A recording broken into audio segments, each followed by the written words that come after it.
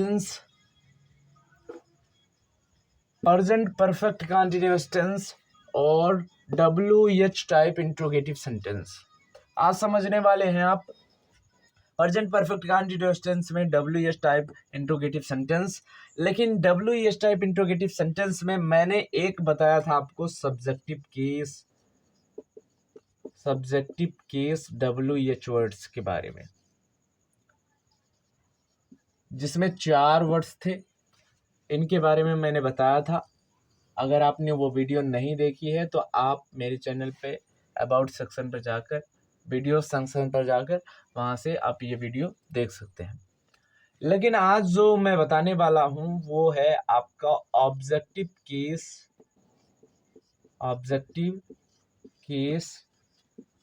WH words के बारे में, और इनके यूजेस के साथ आप WH टाइप इंट्रोगेटिव सेंटेंस को पढ़ेंगे। तो यूजेस ऑफ क्या है, ऑब्जेक्टिव केस WH वर्ड्स को आप इंट्रोगेटिव वर्ड्स भी कह सकते हो या क्वेश्चन वर्ड्स भी कह सकते हो।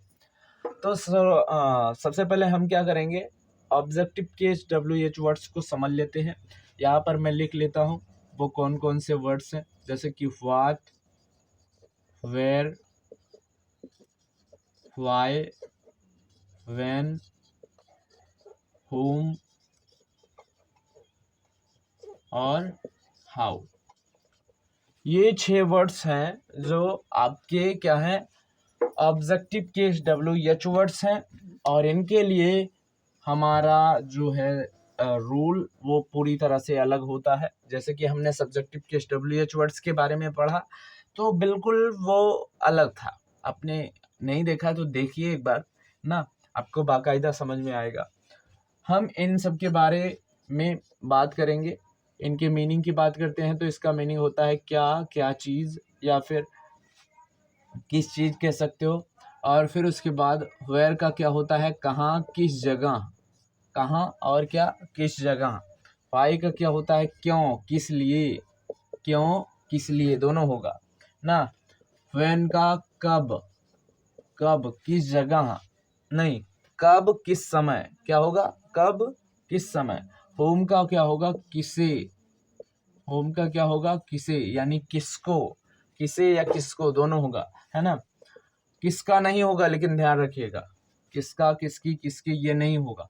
होम का होगा किसे किसको। हाउ का क्या होगा, कैसे।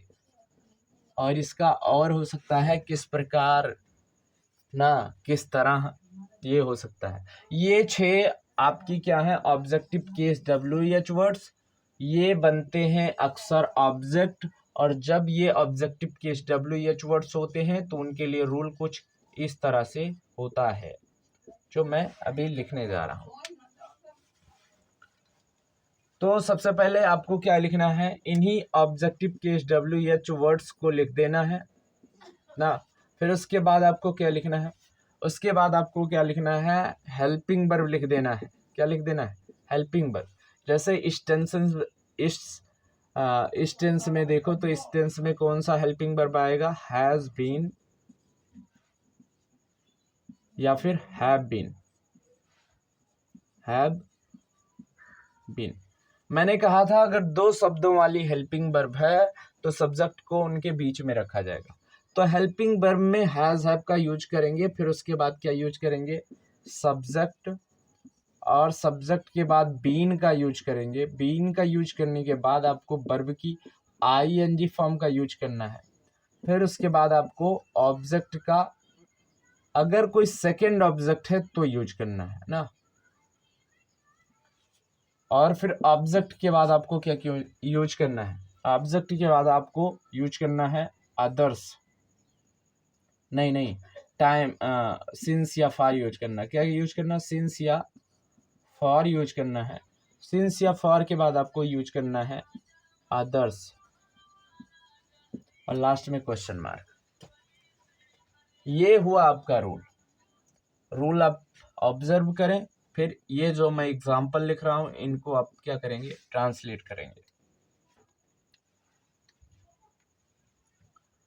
तो सबसे पहले एक सेंटेंस है,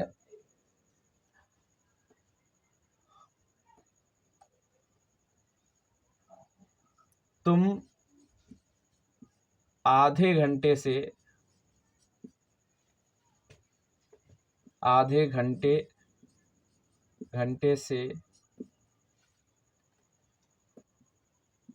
क्या सोच रहे हो।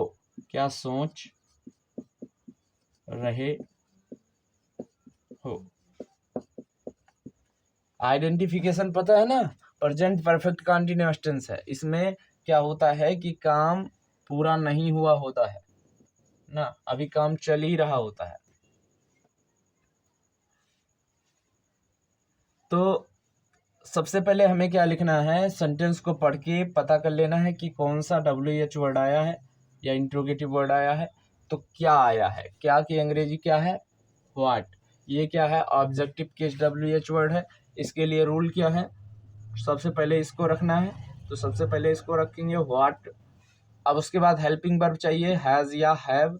तो यहाँ पर हम हैव का यूज करेंगे क्योंकि हमारा सब्जेक्ट क्या है, यू प्लूरल है, इसलिए हैव का यूज करेंगे। और इसके बाद ही हमें लिखना है सब्जेक्ट। तो हैव के बाद मैंने क्या लिखा, यू।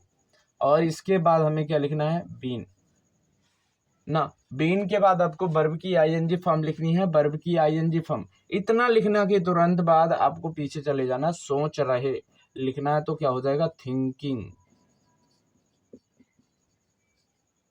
थिंकिंग। और फिर उसके बाद से आ गया, समय के लिए क्या लगाते हैं, सिंस या फॉर। और यहाँ काउंटेबल है इसलिए क्या लगाएंगे, फॉर। आधे घंटे तो हाफ आवर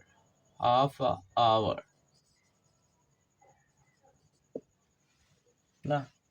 तो ये हो गया, लास्ट में क्वेश्चन मार्क आपको लगाना है। What have you been thinking for half hour, what have you thinking for half hour, यानी आप आधे घंटे से क्या सोच रहे हो। तो इस तरह से आप भी ऑब्जेक्टिव केस WH वर्ड्स के साथ ना बना सकते हैं सेंटेंसेस को। बस यही रूल फॉलो करना है आपको, इन 6 वर्ड्स के साथ यही सेम रूल फॉलो करना है ना। फिर बाकी जो जानकारी है मैं आपको अगली वीडियो में दूंगा, नहीं तो ये वीडियो बहुत लंबी हो जाएगी। So thank you for watching this video.